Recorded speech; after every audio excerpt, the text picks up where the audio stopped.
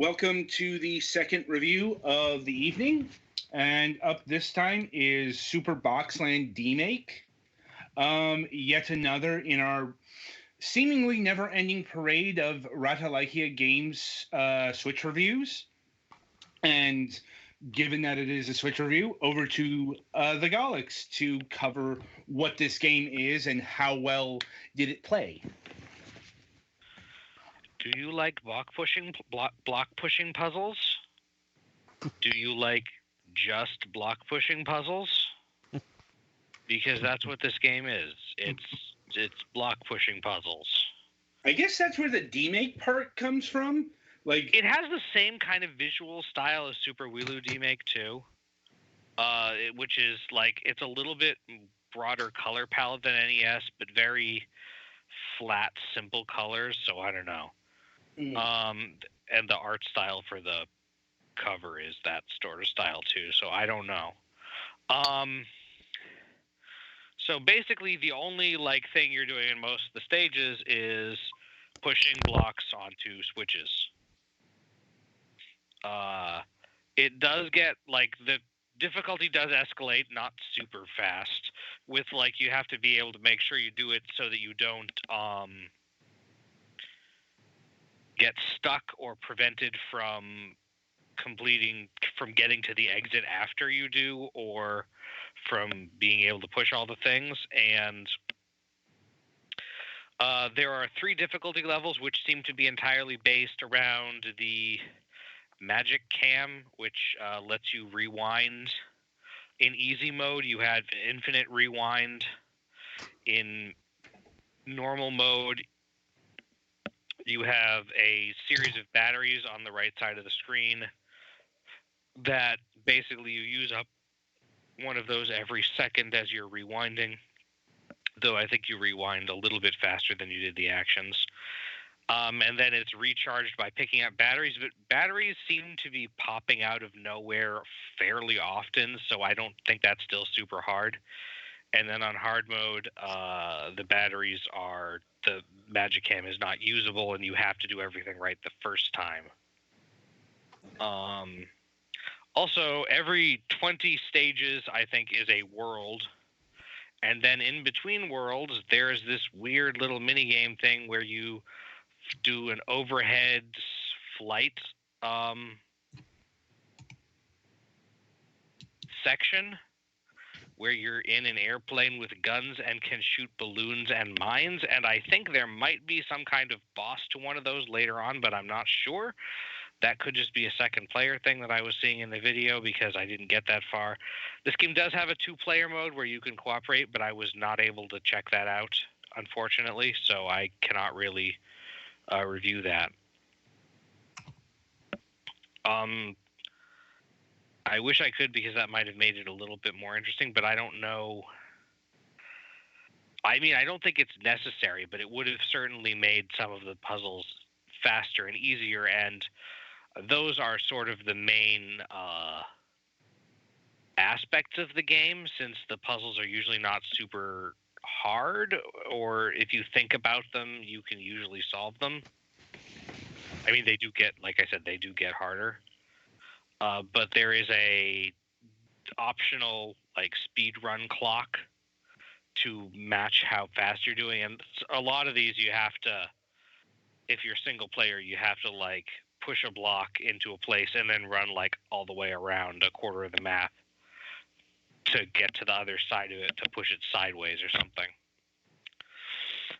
So it's pretty simple. There's not really a whole lot to it, but if you like block pushing puzzles, this is a pretty decent game for it. For me, I found it a little bit unsatisfying because while I do kind of like block pushing puzzles, I usually like them more when they're in service of something rather than just pushing blocks onto switches.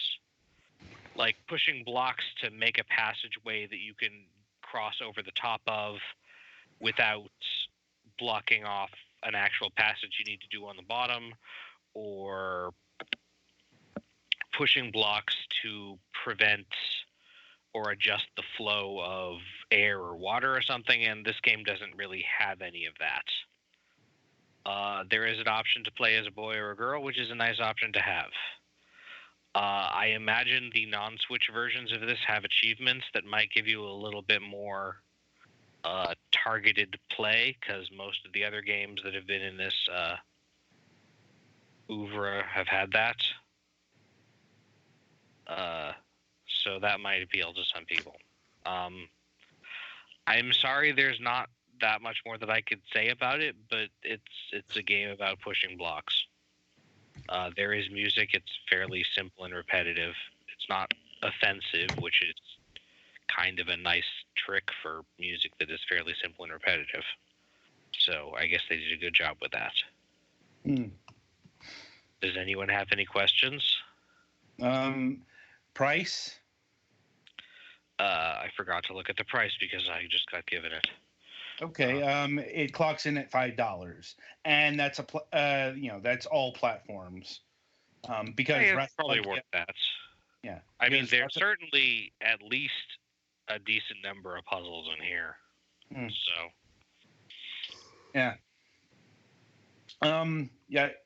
Honestly, looking at the footage and all that stuff, I know what this game is aping. Sokoban. Or Boxel. Really don't have the time to get into the history of that.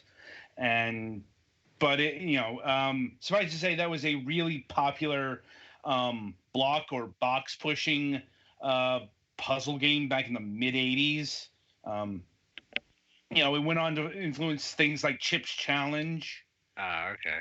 It's like, yeah, it's just that you're not really don't seem to be moving the blocks to do anything aside open the gate forward, and the boxes are fairly interchangeable. Like, while a lot of the time it's hard to get most of the boxes to certain switches, technically I don't think it matters which block is on which switch, which is another thing that sometimes makes block pushing puzzles a little bit more interesting.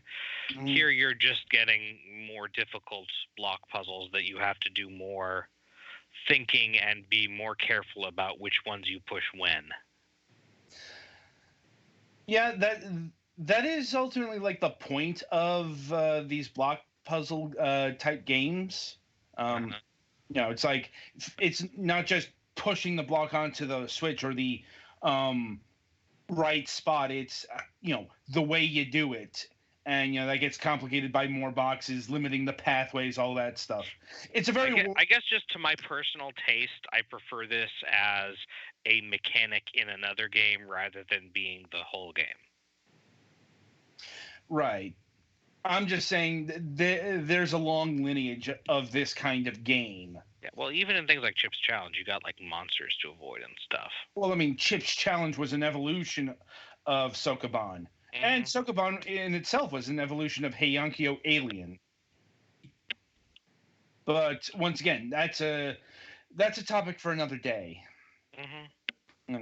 Anyway, so anything else on Super Boxland Demake? Not really. It's inoffensive. If you like the kind of puzzle, it's probably worth checking out. That's about all I got. All right, then. So be sure to tune in after the break, as we've sort of stumbled into a unintentional theme week.